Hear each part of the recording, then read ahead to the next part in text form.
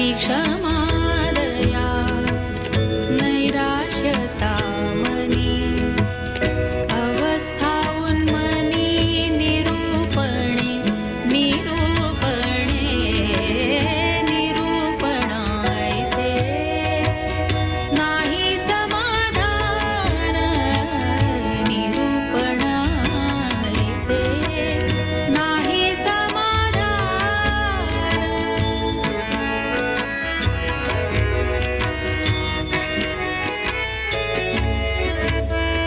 भ्रांतीचा संदेह तुटे कसरा भ्रांतीचा संदेह तुटे कसरा दास म्हणे करा निरूपण निरूपण दास म्हणे करा निरूपण निरूपण निरूपणायसे नाही समाधान निरूपणायसे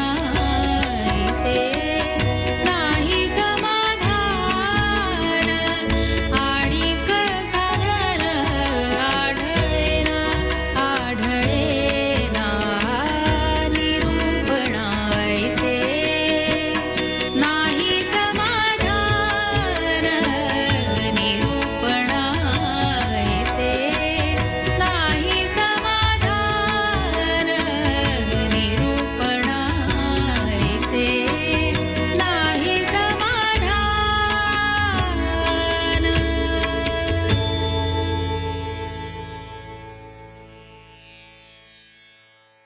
निरूपण म्हणजे आपण जो वेदांत विचार ॲनालिसिस जे करतो ना, एक गोष्ट एक आहे, कथा एक आहे, स्तुती एक आहे, आणि मग त्याच्यावरती वेदांत विचार जो करतो, आपल्या बुद्धीला आवाहन करून त्यातनं जे सार काढायचं, त्याला म्हणतात निरूपण. तर समर्थ म्हणतात, या निरूपण केल्याने भक्ती ज्ञान घडतं, वैराग्य आतुडे म्हणजे शक्य होतं, म्हणजे आतुडे ते हे सगळं शक्य होतं.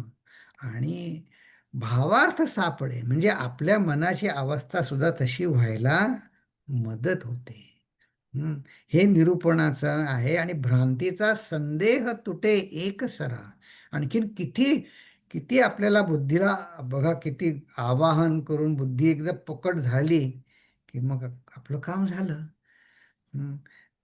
आणि हे आज समर्थ आता ह्या दशकात आपण बघितलं, पहिले 5 समाज स्तुतीचेच आहेत.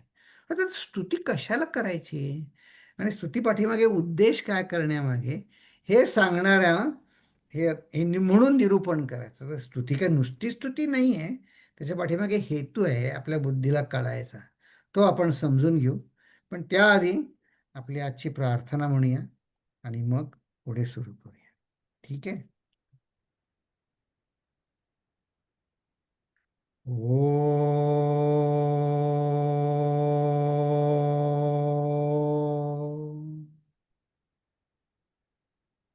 ओम.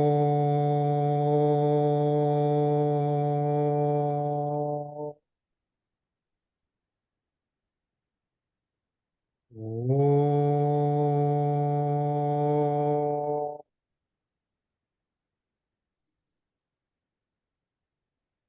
ओम श्री गणेशाय नमः. ओम श्री सरस्वत्यै नमः. ओम श्री गुरुभ्यो नमः. शुकासारिखे पूर्ण वैराग्य जाचे, वशिष्ठा परिज्ञान योगेश्वराचे, कवी वाल्मिका सारिखा मान्य ईसा, नमस्कार माझा सद्गुरु रामदासा. नमस्कार माझा सद्गुरु रामदासा. जय जय रघुवीर समर्थ. नमस्कार तुम्हा सगळ्यांना पुन्हा एकदा. आजचा क्लास काही कारणाने 15 मिनटं उशिरा सुरू करायला लागला, पण त्यानंतर आता क्लास संपल्यावर मी आणखी काही सांगेन. पण आता आधी आपला विषय बघूया. हा 16व्या दशकामध्ये आपण पहिले 5-6 समास नमनाचे आहेत. तर वाल्मिकींचं नमन आपण एक साधकाचे, आपल्या स्पिरिच्युअल सीकरला स्फूर्ती आशास्थान म्हणून बघितलं.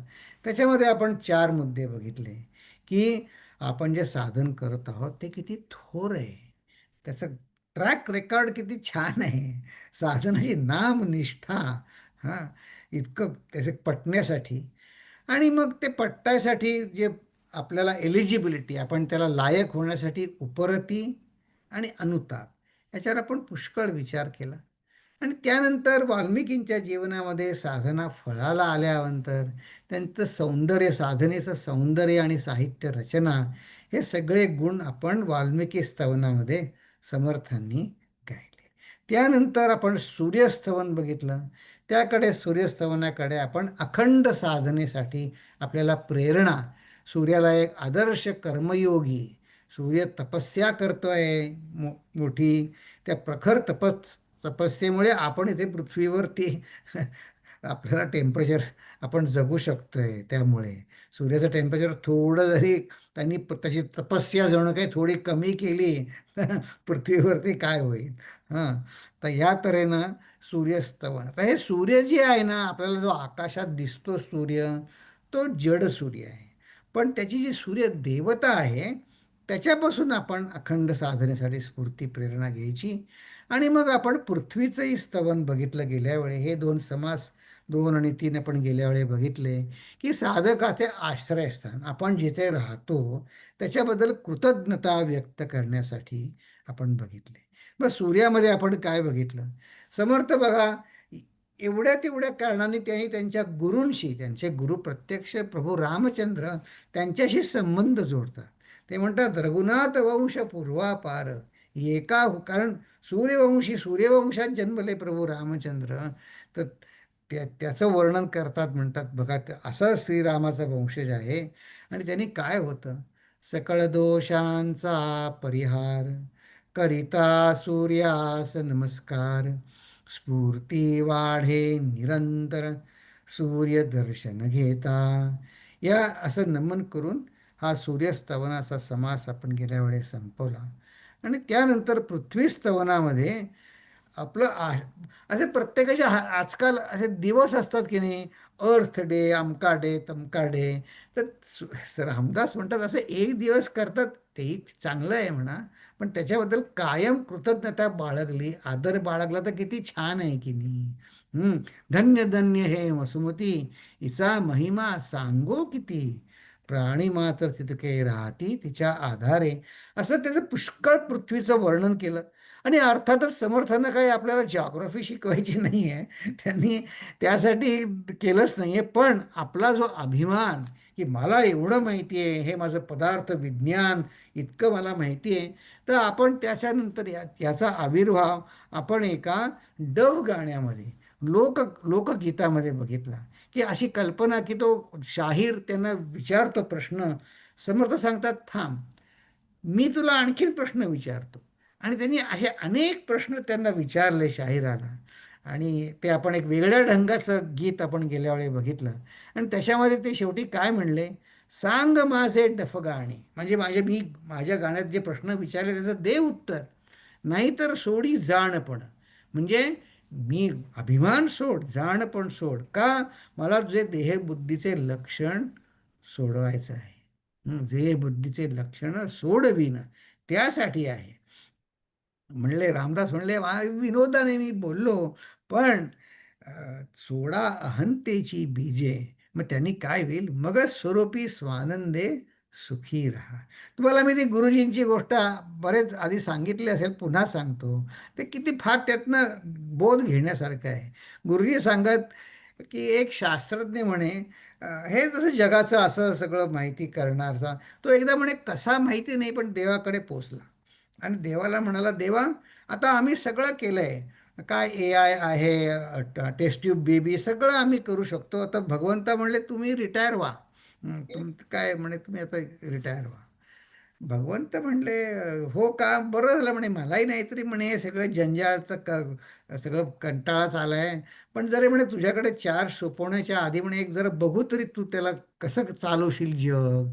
मग म्हणे ते जरा बघतो. हा हा म्हणे, टेस्ट करा आम्हाला, आमचं करा तुम्ही म्हणे. करतो. ठीक आहे म्हणे, तुला एक मडकं बनवता येतं का? मग तो शास्त्रज्ञ म्हणला, भगवंता एवढा अपमान करू नका हो आमचा. आम्ही खूप मोठ्या मोठ्या चंद्र मंगळावर जाऊन आलो आम्ही, ते मडकं काय बनवा सांगता मला? मडकं नाही नाही म्हणे, मडकं तर बनव, मग मी आणखी पण सांगणार आहे पुढचे प्रश्न, पण आधी मडकं तर बनव.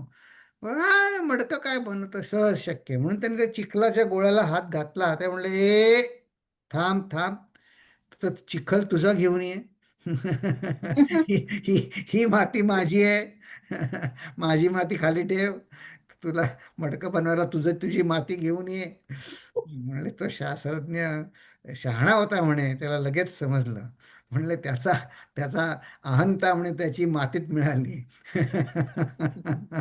सोडा अहंतेची बीजे. म्हणला, भगवंता तुम्हाला मी रिअपॉइंट करतो. भगवंत म्हणले, हा म्हणे, मला रिअपॉइंट करणारा तू कोण असतो? तर समर्थांना हे सांगायचंय, सोडा अहंतेची बीजे, की हा जो अभिमान आहे ते आपण आज आणखीन विज्ञानावरती थोड्या वेगळ्या दृष्टीने विचार करणार आहोत आज. पण हे अहंता असते बघा.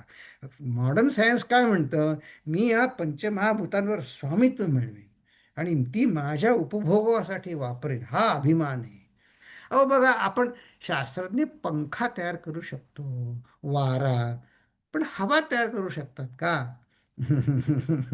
हा, जी हवा आहे ती तुम्ही त्याचा वारा करू शकता. पण हवा कोण तयार करेल हो? हवा तर आधीच आहे ना. त्याचं तुम्ही पंखा तर ठीक आहे, करू शकता पंखा. तर ठीक आहे, इतकं झालं की, आणि म्हणले त्याच्या शेवटी आपण आणखी काय म्हणले, की या अभिमानापोटी म्हणले, कित्येक भूमी माझी म्हणती, शेवटी आपणची मरून जाती. कित्येक काळ होता जगती जैसी, पृथ्वी मात्र जैसे तैसे. किती जरी 100 वर्ष जरी जगला तरी पृथ्वी तशीच आहे. माझा सगळं इथे सोडायला लागणार आहे.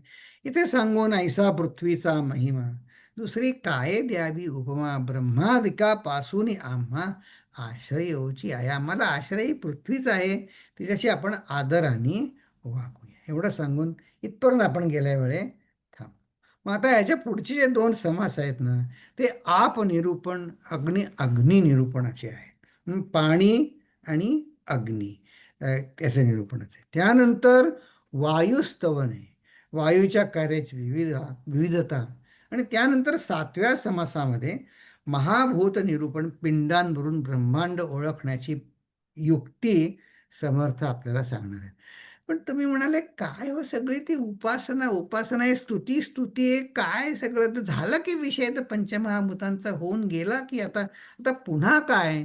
पण असं आहे, ती पुन्हा आपल्याला आठवण करून द्यायला लागते. तर आता सूर्यस्तवन, पृथ्वीस्तवन झालं, आपनिरूपण, अग्निनिरूपण, वायुस्तवन झालं. ह्याच्या पाठीमागे उद्देश काय?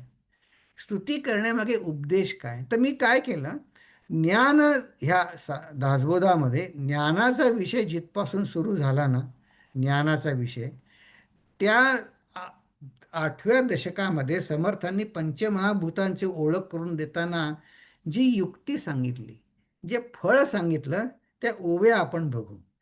फार सुंदर ओव्या आहेत, की ह्यातनं काय शिकायचं ते.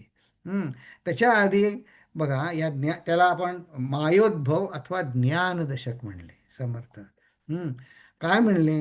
महाद्वार ओलांडावे, मी मग देव दर्शन घ्यावे, तैसे दृश्य हे सांडावे, जाणून या. तुम्ही देवळामध्ये जाता, त्यासाठी तुम्हाला त्या मोठ्या दरवाजातनं जायला लागतं ना. नाही नाही म्हणे, आजकाल दरवाजा नसतो. ठीक आहे, दरवाजा नसेल, मेटल डिटेक्टर असतो की नाही. त्यातनं तर जायला लागेल की नाही. हां, त्यातनं मग देवदर्शन घडेल की नाही. तसं म्हटलं, हे सगळे जे दृश्य आहे ना, ते अननेसेसरी आहे. खरंच समाधान त्याच्या पलीकडे आहे. म्हणून दृश्याचा पोटी आहे पंचभूतांची दाटी. हे सगळं दृश्य पंचमहाभूतांचं आहे.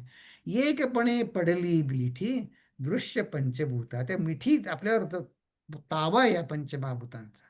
ती पंचमहाभूत का? कारण आपण सृष्टीमध्ये माझा स्वतःचा अंतर्भाव आहे. माझ्या सकट सगळे पंचमहाभूत कशी आहेत? एवं पंचभूतांचे दृश्य सृष्टी रचिली सावकाश श्रुती करून अवकाश श्रवण करावे. सावकाश सावकाश तुम्ही समजून घ्या आहे. हं. इथे सांगून हा चौथा दशक चौथा समास इथे संपतो. हां, याचा उद्देश काय आता बघा. थोडं आपण बाजूला होऊन सोप्या शब्दात बघू. हे आधुनिक विज्ञान आपण जे म्हणतो, सायन्स ज्याला आपण म्हणतो, याचं कार्यक्षेत्र पंचमहाभूतानंतर सुरू होतं. जसं आम्ही मगाशी म्हटलं की पंख्याने वारा होईल पण त्या हवा नाही तयार होणार ना. म्हणून आपलं रिसर्च हे पंचमहाभूतानंतर सुरू होतं. तुम्ही म्हणाल होऊ दे की सुरू पंचमहाभूतानंतर, काय बिघडलं? व्हॉट्स रॉंग इन दॅट? असू दे. नाही तर त्याचं कारण असं आहे की आनंद, समाधान, कृतार्थता, प्रेम, श्रद्धा, भक्ती हे यांचं वास्तव्य स्थूलात आहे का सूक्ष्मात आहे?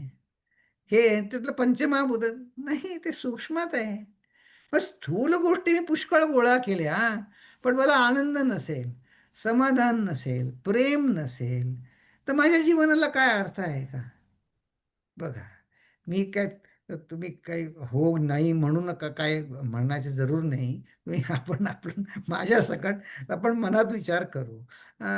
आता असं आहे की परवा इथे आमचा एक वानप्रस्थ ग्रुप आहे.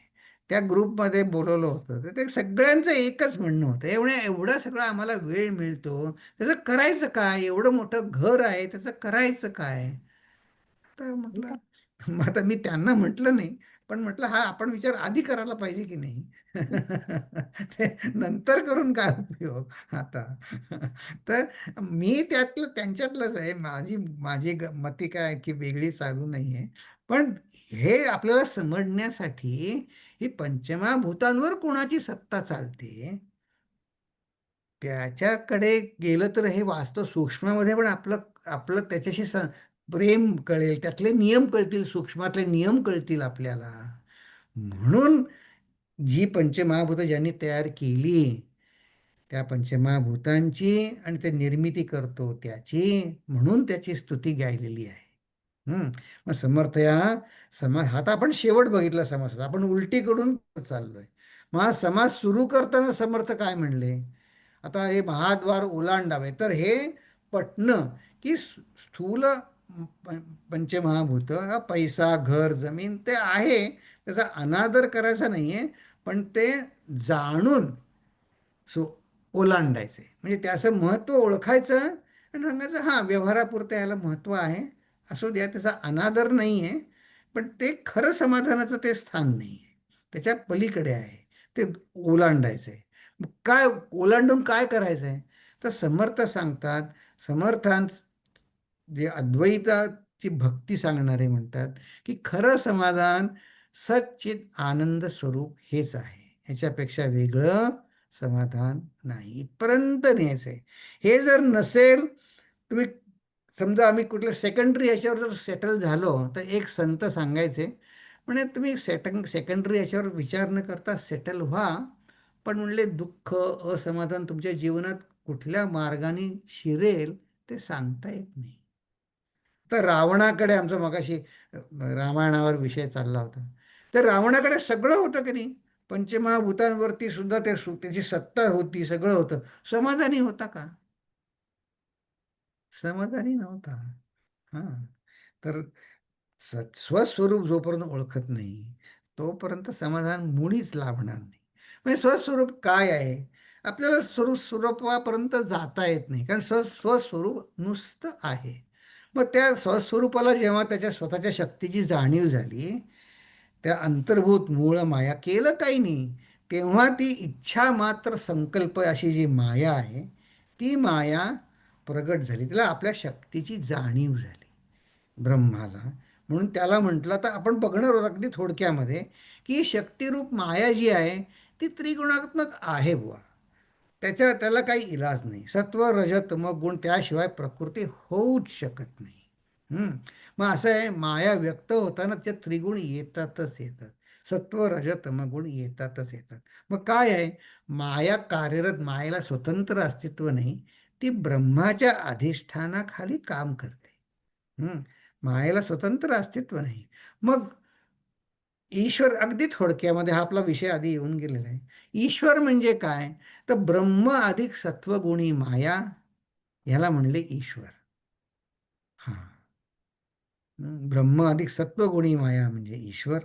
ब्रह्म अधिक रजोगुणी माया म्हणजे तुम्ही आम्ही जीव. हम्म. आणि ब्रह्म अधिक तमोगुणी माया म्हणजे ही पंचमहाभूत जड प्रकृती आहे. मग रजसचा संबंध दोन्हीकडे आहे. तमोगुणाकडे पण आहे आणि सत्वगुणाकडे पण आहे. एक संत खूप छान सांगायचे, म्हणजे तुम्ही अगदी भरपूर जेवण जेवा. काय, जे काय, आता मी नाव घेत नाही ना, तर मग तुमचं मन तिथेच लागेल. पण अमुक जेवा, आणि म्हणजे ते भरपूर जेवल्यानंतर मग म्हणे एखादा कठीण ग्रंथ काढा. वा, हा, तर झोप येते तुम्हाला. म्हणजे म्हणे काय झालं, म्हणे जड जे अन्न खाल्लं ना, ते तुम्ही जडाकडे ओढले गेलात, जडाकडे ओढले गेलात. त्याच्यापेक्षा म्हणे झोप झालेली आहे, ताजेतवाने आहात, तेव्हा एकदा विचार करा. मग तुम्ही सत्वगुणाशी जुडले जाता. हम्म. तर मनाचा संबंध दोन्हीकडे आहे. मग ते जडाकडे खेचला गेला, किंवा माझं सोपं, आणखी सोपं उदाहरण करू. समजा आपल्याला काही अंग दुखतंय, आपलं डोकं दुखतंय, कंबर दुखते, मग जप करायला कठीण जातं बघा. कारण का, ते आपण आता संबंध, आपलं शरीर दुःख आहे. हं? तर रजोगुणाने जीवाचं तोंड ईश्वराकडे पाहिजे. मग वेदांतामध्ये ही जी वर्णन केलेली पंचमहाभूत आहेत ना, ती सांकेतिक आहे. सांकेतिक म्हणजे अशी, की जेव्हा ते पृथ्वीचं जेव्हा स्तवन करतात, तेव्हा त्याच्यामध्ये चंद्र, मंगळ, शुक्र, बाकीचे ग्रह, तारे सगळं इन्क्लूड आहेत. कसं काय? कारण म्हणलं, पृथ्वी म्हणजे जे जड कठीणपण आहे, जमीन ज्याला म्हणतो त्याला समर्थ पृथ्वी म्हणतात. आणि समर्थ जेव्हा पृथ्वीचं स्तवन करतात, त्यात चंद्र, सूर्य, तर त्या ग्रह, तारे, नक्षत्र सगळ्यांचं त्याचं स्तवन आहे. आता बघा, समर्थ म्हणतात, काय म्हणतात, त्या समासाची सुरुवात कशी केली बघा. जे जे जड आणि कठीण, ते ते पृथ्वीचे लक्षण, मृदू आणि ओलेपण टिटुके आप, ज्याला आपण सॅपिडिटी म्हणतो ना, ओलेपण, ते म्हणजे आप. मग आता आपण सांगितलं, अन्न खाल्लं, जड आहे, कठीण पदार्थ, ते म्हणजे पृथ्वी. हम्म. तसंच जे जे उष्ण आणि सतेज, ते ते जाणावे पैतेज, आता वायूचेही सहज निरोपिले. वायूचं काय स्वरूप आहे, ते पण उष्ण म्हणजे जे काय, उष्णता आणि प्रकाश, हे अग्नीचे गुण आहेत. आणि मग वायूचं काय आहे, तर म्हणजे वायू हे चंचलत्व, म्हणजे ज्याला आपण हालचाल किंवा प्राण म्हणतो ना, ते, त्याला वायू समजा. चैतन्य आणि चंचळ, सगळ्याचा संबंध चैतन्याशी आहेच. तो वायूची केवळ शून्य आकाश, निश्चळ आकाश जाणावे. नुसतं आकाश, नुसतं आहे, नुसतं आहे. आता बघा, ह्याच्यामध्ये सगळे आले: पृथ्वी, आप, तेज, वायू आणि आकाश. ही पंचमहाभूत त्या क्रमाने सांगितली. आणि बघा, तुम्हाला आहे, या समासाची रचना सुद्धा, या पंचमहाभूतांचा पसारा पाल्हाळ कशासाठी मांडलं इतकं, तर म्हणले आपल्याला समर्थ त्या ईश्वराची समर्थ भेट घडवू देऊ इच्छित आहे. की या समर्थ त्याच्यामध्ये ही जी ईश्वराची त्यानेच निर्माण केलेली आहे, ती अधिक मायाशक्ती पंचभूत म्हणजे ईश्वर आहे, हे समजण्यासाठी आहे. म्हणून या समासामध्ये हे जे पहिले 4 समास आहेत, 5 समास, ते बघा ह्याच क्रमाने आहेत: पृथ्वी, आप, तेज, वायू. आणि फक्त फरक इतकाच आहे, आता 16व्या दशकामध्ये पृथ्वी, आप, अग्नी, वायू आहे, पण आकाशाच्या ऐवजी त्यांनी परमात्म्याचं वर्णन केलेलं आहे. कारण आकाशाचा संबंध त्यांनी परमात्म्याशी जोडला. ठीक आहे, आता एवढी प्रस्तावना पुरे. आता आपण अग्निनिरूपणाच्याकडे येऊ. यावेळी मी असं म्हणतोय की ह्या ओव्या ह्याच्यामध्ये सुद्धा तत्वज्ञान खूप नाही आहे, स्तुतीपर आहेत.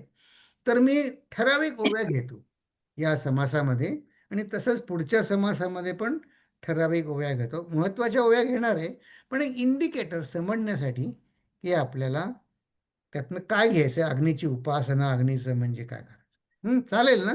बघूया, तुम्ही सांगा मला. श्रीराम, आता सकळांचे जन्मस्थान, सकळ जीवांचे जीवन, जयास आपो नारायण, ऐसे बोलिजे. पाणी किती महत्वाचं आहे. पृथ्वीस आधार आवरणोदक, सप्त सिंधूंचे सिंधोदक, नाना मेघींचे मेघोदक, भूमंडळी चालिले. सगळे जिथे जिथे कुठे कुठे आहेत, सगळीकडे नक्षत्रांमध्ये सुद्धा पाणी आहे. म्हणले नाना नद्या नाना देशी, वाहात मिळाल्या सागरासी, लहान थोर पुण्यराशी अगाध महिमे. नद्या लहान असोत थोर असोत, ते सगळ्या नद्या शेवटी समुद्राला मिळतात. ह्या अर्थाने प्रत्येकाचे लहान मोठ्या पुण्यराशी कितीतरी, प्रत्येक नदीचा महिमा अगाध आहे. नद्या पर्वतीहून कोसळल्या, नाना साकळींमध्ये रचविल्या, धवावा खळाळा चालिल्या, असंभाव्य. हे शब्द सुद्धा समर्थाने असे वापरलेत ना, की असं जणू काही चालेल त्या नदीच्या बाजूलाच आपण बसलोय त्या ह्याच्यावरती. आता बघा, जितुके गिरी तुतुक्या धारा, कोसळती भयंकरा, पाबळ पहाळा अपारा, उकळ्या सांडिती, भूमंडळीचे जळ आघवे, किती म्हणून सांगावे, नाना कारंजी आणावे, बांधोनी पाणी. त्या समुद्राच्या जमिनीच्या आतमध्ये पाणी असतं, ते सुद्धा समर्थांनी त्याच्यामध्ये इन्क्लूड केलेलं आहे. अशा बऱ्याच उभ्या आहेत. नाना तीर्थांची पुण्योदके, नाना स्थळोस्थळी शीतळोदके, तैसीच नाना उष्णोदके, ठाई ठाई. किती ठिकाणी गरम पाण्याचे झरे आहेत बघा, गरम पाण्याची कुंड आहेत, त्यांना औषधी गुणधर्म आहेत. तसंच नाना वल्लींमध्ये पाणी आहे. नाना फळी फुली जीवन, नाना कंदी मुळी जीवन, गुणकारके. त्यांचे वेगवेगळे, ते पाणीच आहे, पण त्या वनस्पतींच्या आधारे त्यांना वेगवेगळा त्याचा गुणधर्म, औषधी गुणधर्म आहे. आता बघा, त्यांचं समर्थांची प्रतिभा कशी ओघवती फिरते बघा. भूमंडळी धावे नीर, नाना ध्वनी त्या सुंदर, धबावा धबावा थोर, रिचविती धारा, ठाई ठाई डोहो तुंबती, विशाळ तळी डबाबिती, चबाबिती थबाबिती, कालवे पाट. ते शब्द ऐकताना जोडं असं वाटतं की आपल्यासमोर त्याचं चित्र उभं करतात. आणि तुम्ही जर शिवथर गळीत गेला असाल, तर तिथे सुद्धा अगदी तो धबधबा आहे, तिथं ते वातावरण अगदी तसंच आहे. तर ह्या हे धबाविती धबा, त्यांची एक कविता होती बघा, की गिरीचे मस्तकी गंगा, तेथून चालती बळे, धबावा लोटल्या लाटा, धबावा तोय आदळे. शाळेत श्रावण मासात त्याची कविता होती, तुम्हाला माहिती आहे का नाही माहिती नाही मला, पण होती. तर हे जिथे त्यांनी राजबोध रचला, त्या आजूबाजूला हे सगळं होतं. तर आपण 1 मिनिट शिवथर गळीला भेट द्यायची का? 1 मिनिटात दर्शन करू. आपल्याकडे जे तांबोळी काका येतात, त्यांनी हा व्हिडिओ पाठवला, की बघा, तुम्हाला आवडेल. त्या शिवथर गळीला तुम्ही जर गेला असाल, तर त्या गुहा आहे, त्या गुहेमध्ये मोठी कपार असे सुंदर जागा आहे, खूप मोठी गुहा आहे. आणि त्यानंतर गुहेच्या आणखीन पलीकडे एक ओपनिंग आहे, आणि तिथे तो धबधबा आहे, खूप मोठा धबधबा. आता बंद केला आहे तो, पण आम्ही जेव्हा गेलो तेव्हा तो धबधबा, त्यात आम्ही स्नान वगैरे तेव्हा करू शकत होतो. आता तिथे त्यांनी समर्थांच्या आणि कल्याण स्वामींच्या मूर्ती तिथे आतमध्ये बसवल्या आहेत. मनुष्याकार मूर्ती, आणि ते बंदिस्त केलं आहे. पण बघा, फार सुंदर आहे हे. की हे ठिकाण, त्याचं जे जीर्णोद्धार केला, तर श्रीधर स्वामी, तुम्ही नाव ऐकलं असेल, त्यांच्या ह्याच्यातर्फे केलेलं आहे. हा धबधबा पाठीमागे दिसतोय. पण धबधब्याला अप्रोच गुहेत नाही. हं. इथे आतमध्ये. आणि आता वरती तिथं कव्हर केलंय चालायला. हं. फार सुंदर आहे. आणि खाली सगळी दरी आहे उजवीकडे खाली. आणि आता इथे गेट केलंय. त्या गेटच्या आतमध्ये गुहेमध्ये खूप मोठं, किती 2-4 मोठे हॉल असतील, इतकी मोठी ती गुहा आहे. तुमच्यापैकी बरेच जण गेलेही असतील. हं. आणि आतमध्ये बघा, ही केवढी मोठी गुहा आहे. आणि गुहेच्या शेवटी आता इथे हे श्रीधर स्वामींनी त्याचं उद्घाटन केलं. ते नाहीच श्रीधर स्वामी आता. तर त्याचं त्याचं तिथे त्यांनी एक कृतज्ञता शिला लावली आहे. हं. ते हे. आणि मग आतमध्ये आणखीन मोठं एक दालन आहे. तिथे त्यांनी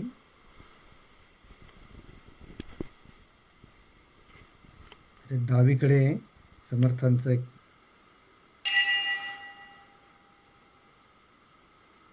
तिथे कपारीमध्ये मोठं तिथे मंदिरासारखं केलंय बघा. अशी सुरक्षित जागा. आणि तिथे रामदास स्वामी आणि कल्याण स्वामींचं तिथे पुरुषाकार मूर्ती आहे. आणि तिथे त्यांनी दासबोध सांगितला. अं, असं म्हणतात, हे ठिकाण 1930 साली एक देव म्हणून होते, शंकरराव देव. त्यांनी हे ठिकाण शोधून काढलं. बघा, आपल्याकडे इतिहासाची आपल्याकडनं हेळसांड झाली थोडी. पण त्यांची पण इथे शिलालेख इथे आहे. हे ठिकाण शंकरराव देव ने 1930 मध्ये शोधून काढलं. असं फार सुंदर ठिकाण आहे. तो धबधबा आणि फार तिथे आहे. एक गंमत सांगू का? आम्ही जेव्हा गेलो होतो ट्रेकिंग सहलीला म्हणून या धबधब्याखाली आंघोळ करताना, हो, आम्ही 2-3 जण गेलो. धबधबा मस्त होता, दमून आलो होतो, आंघोळ केली. उन्हाळ्याचे दिवस होते, पाणी खूप नव्हतं. हो, ते बाहेर आलो तर तिथे एक नाग येऊन बसला होता. आम्हाला बाहेर येत आहे. बाहेर येता येईना. ते म्हणले, आता थांबा, आता तुम्ही, तर नाग जेव्हा जाईल तेव्हा जाईल. मग आम्ही तिथे बाजूला बसलो. बराच 20-25 मिनिटांनी तो गेला. जरा दगड मारायचं पण मनात येईना, किंवा काही हाकलायचं होईना. तो काय रागवेल, चिडेल, काय माहिती. पण पण असं झालं खरं. हं. मग आता समर्थ बघा, चला आपण या पुन्हा परत येऊ. पाण्याचं स्तुती सांगतायत. ये की पालथ्या गंगा वाहती, उदके सन्निधची असती, खळाळा झरे वाहती, भूमीचे पोटी. बघा, आपण म्हणतो बोरवेल आपण शोधून काढले आता 50-100 वर्षापूर्वी. समर्थांना आधी माहित होतं की भूमीच्या आतमध्ये पण नद्या, झरे भूमीच्या पोटी वाहत आहेत. पुढच्या ओळीत आणखीन सांगतायत, भूगर्भी डोहो भरले, कोणी देखिले ना ऐकिले, ठाई ठाई झोविरे झाले विद्युल्लतांचे. बघा किती, कसं मला अगदी नवल वाटतं. ते 400 वर्षापूर्वी त्यांना सगळं माहिती होतं. जमिनीच्या आतमध्ये झरे आहेत, नद्या आहेत. आपण त्याला आता असं म्हणतो. हं, बघा. पृथ्वी तळी पाणी भरले, पृथ्वीमध्ये पाणी खेळे, पृथ्वीवरी प्रगटले उदंड पाणी, स्वर्ग मृत्यू पाताळी, एक नदी दोन ताळी, मेघोदक अंतराळी, वृष्टी करी. पृथ्वीचे मूळ जीवन. हा, पृथ्वी कशापासून उत्पन्न झाली? पंचभूतांचा क्रम तुमच्या लक्षात आहे ना? पाण्यापासून. पाणी कुठून आलं? पाण्याचे मूळ दहन अग्नीपासून. अग्नीचं काय? वायू. आणि थोरा वायू, पवन थोराहून थोर, त्याहून थोर आकाशाच्या ऐवजी इथे म्हणले परमेश्वर. महद्भूतांचा विचार असा आहे, त्याहून थोर परात पर परब्रह्म जाणावे. परब्रह्म म्हणजे नुसतं परब्रह्म. परमेश्वर म्हणजे परब्रह्म अधिक मायाशक्ती, ईश्वर. आणि मग आकाशाच्या ऐवजी ईश्वर असं म्हटलं. इथे हा समास संपतो पाण्याचा. तसाच याच्या पुढे पृथ्वीचे मूळ काय आहे बघा. पृथ्वी, पाणी, अग्नी, पवन. मग ह्या आधी ज्या बघा, आपण 8व्या दशकामध्ये सुरुवातीला काय सांगितलं, अगदी ह्याच क्रमाने त्यांनी सांगितलं होतं. त्याच क्रमाने इथेही सांगितलं. आणि आता आपण आप निरूपणाकडे चौथ्या समासाकडे इथे संपतो. आणि मग आता अग्नी निरूपण, अग्नीचा महिमा आपण थोडक्यात बघूया. तिथेही अशाच फक्त महत्त्वाच्या ओव्या बघणार आहे. महत्त्वाच्या ओव्यावर आणखीन विचार करणार आहे. कारण स्तुती आहे, ही साधी आहे, सोपी आहे. श्रीराम धन्य धन्य हा वैश्वानरू, होये रघुनाथाचा श्वशरू. श्वशुरू कसा झाला श्वशुरू? विश्वव्यापक विश्वंभरू, पिता जानकीचा. बघा, समर्थ काहीतरी निमित्त काढून त्यांचा त्यांच्या गुरूंशी, श्रीरामाशी संबंध जोडतात. अग्नीची स्तुती आहे, पण म्हणले वनवासामध्ये श्रीरामांनी ती अग्नीच्या स्वाधीन केली होती ना खऱ्या सीतेला.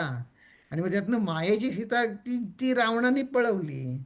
आणि मग ते म्हणजे ते समर्थ म्हणतात वडिलांकडे सांभाळायला दिली त्यांनी, रामानी. आणि मग युद्ध संपल्यावर वडिलांकडनं आली परत अग्नीतनं. म्हणजे म्हणे सीता, सीतेचे अग्नी वडील आहेत. मग अग्नी जर सीतेचे वडील आहेत ते म्हणजे ते रामाचे सासरे आहेत. म्हणून म्हणणे हा वैश्वानर कोण आहे? होये रघुनाथाचा श्वशुरो.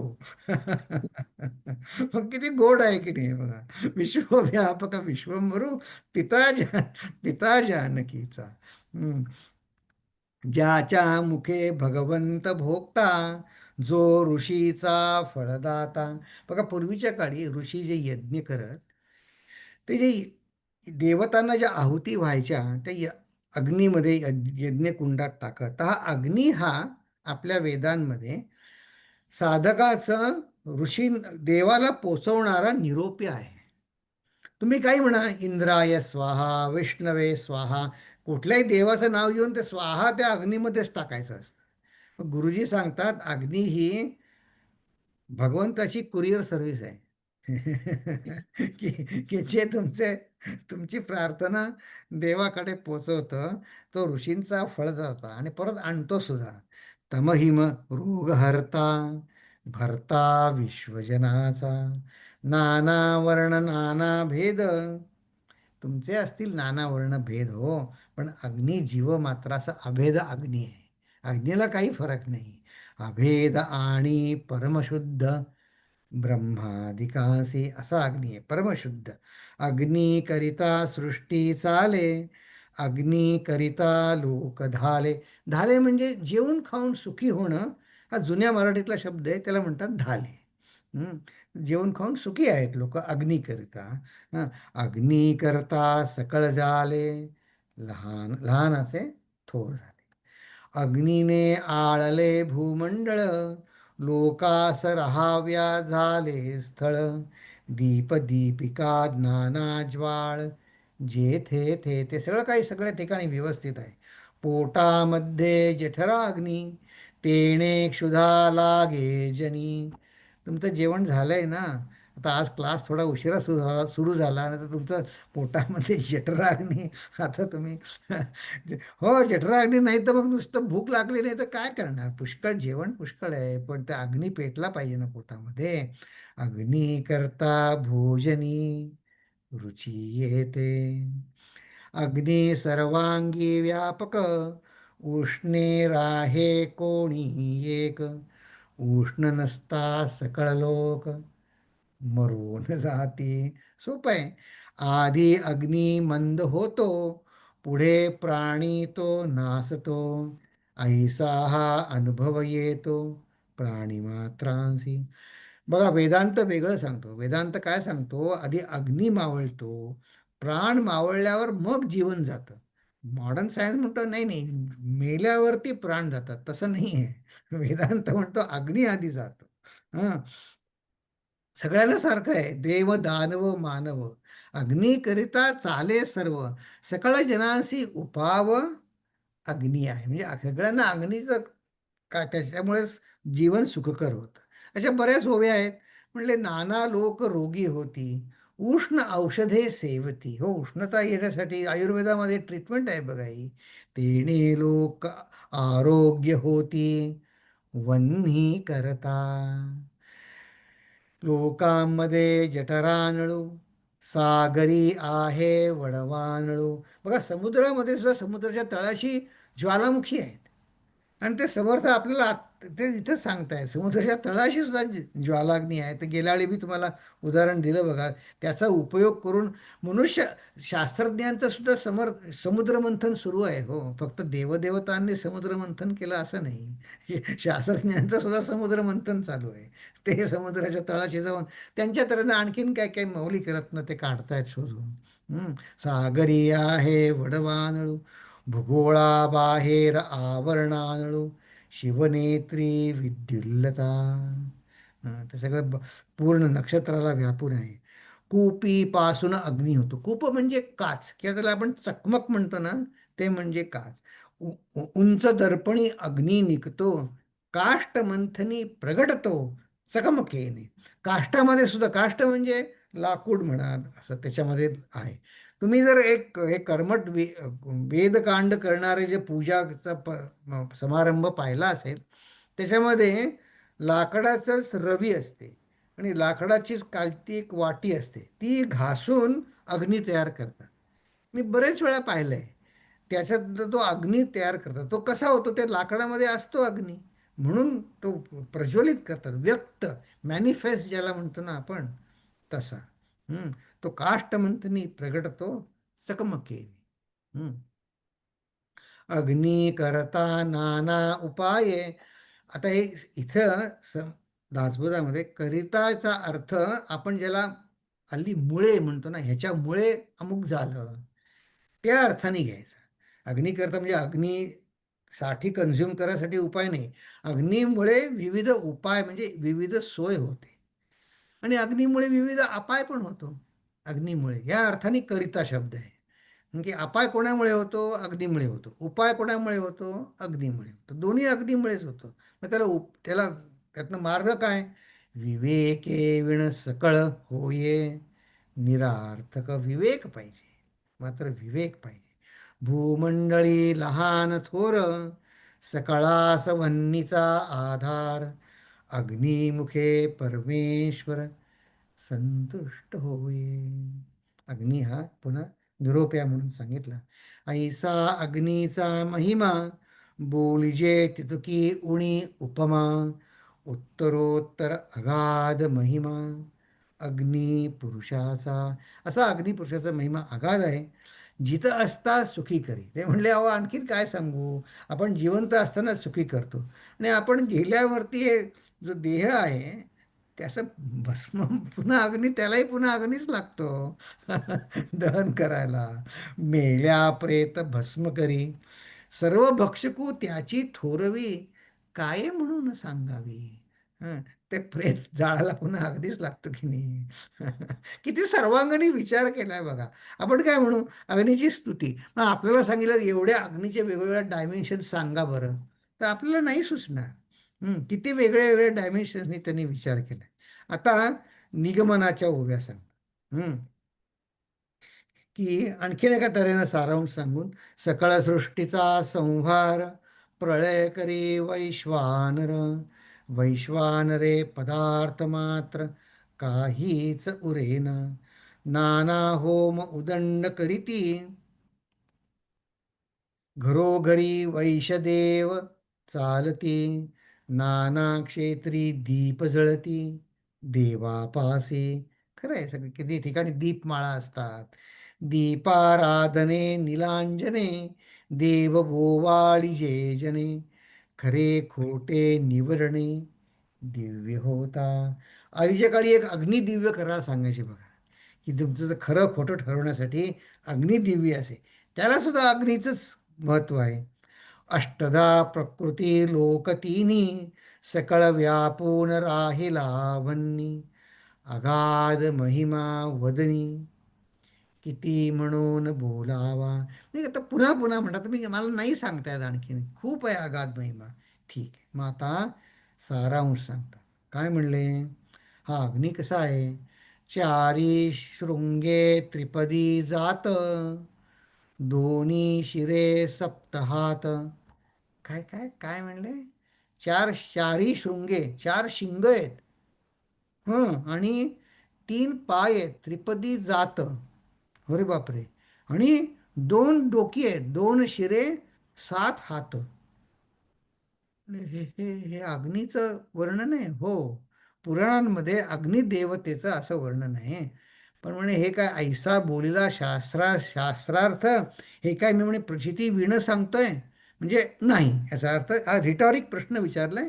प्रचिती विणं आहे का? नाही, प्रचिती विणं नाही, प्रचिती त्याला आहे. नाही, ह्याचा आम्ही काय अर्थ समजायचा? आम्ही तर नाही बघितला असं कुठे अग्निदेव. अग्निदेव तर म्हणले चारी शृंग. चार शृंग काय आहेत? हे चार शृंग हे आपले चार पुरुषार्थ आहेत. धर्म, अर्थ, काम, मोक्ष. हे केलेच पाहिजे. हेच आपलं जीवन आहे. हे चार शृंग आहेत. आणि म्हणे मग त्यासाठी त्रिपदी जात, हे तीन पदी साधना करायला लागते ना. पाय आहे, पाय म्हटल्यानंतर प्रवास आला, प्रवास म्हटल्यानंतर गती आली, आणि गती म्हटल्यानंतर अंतर आलं. सगळं एकामागोमाग एक उलगडत गेलं बघा. आणि मग वेळेशी संबंध आला, गती म्हटल्यानंतर. तर त्यासाठी कर्म, उपासना आणि ज्ञान, हे हे त्रिपदी जात ही गती आहे. त्याने आपल्या जीवाला गती स्थूलाकडून सूक्ष्माकडे आहे. मग दोन शिरे काय आहेत? दोन डोकी. हां, ही आपली दोन व्यक्तिमत्व आहेत. दोन व्यक्तिमत्व, हां. दोन शिरे म्हणजे आपली दोन व्यक्तिमत्व. एक प्रवृत्ती आणि एक निवृत्ती. एक बाहेर जायचं. हे वाईट अर्थाने नाही बरं का. हे बघा, रामायणामध्ये दोन भक्तांचं वर्णन आहे, हनुमानजी आणि बिभीषणजी. तर हनुमानजी काय करतात? जे जे दिसेल त्याला पकडून पकडून भगवंताकडे आणतात. ते प्रवृत्तीपर आहेत, पण ते त्यांची प्रवृत्ती भगवंताकडे वळलेली आहे. आणि बिभीषण कसे आहेत? बिभीषण निवृत्ती आहे. ते म्हणजे अंतर्मुख आहे. चांगलं वाईट नाही, दोघांचंही थोरच आहेत दोन्ही.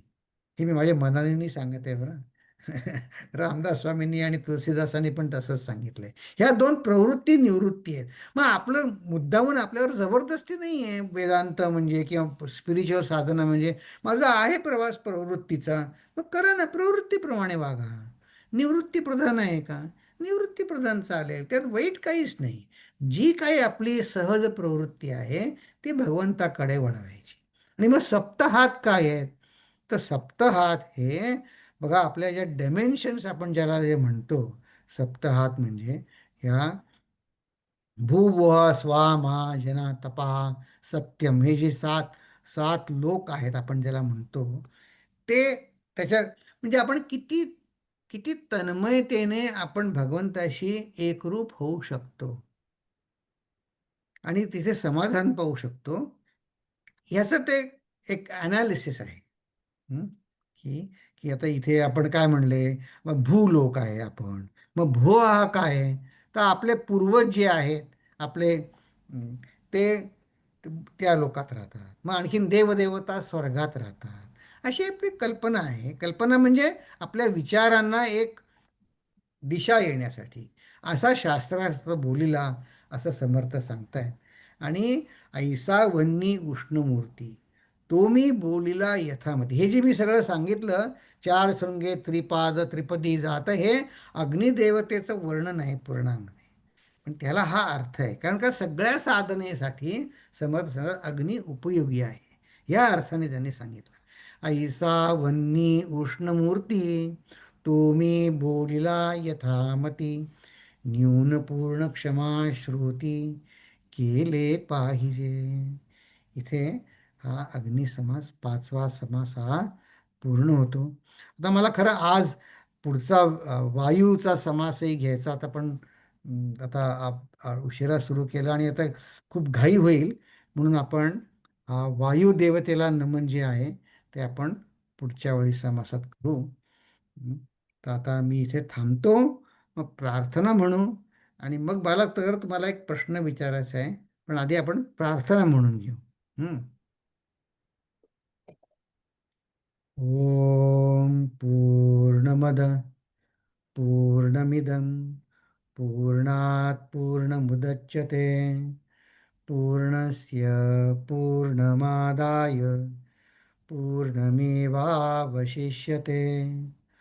ओम शांती शांती शांती. हरिः ओम श्री गुरुभ्यो नमः हरिः ओम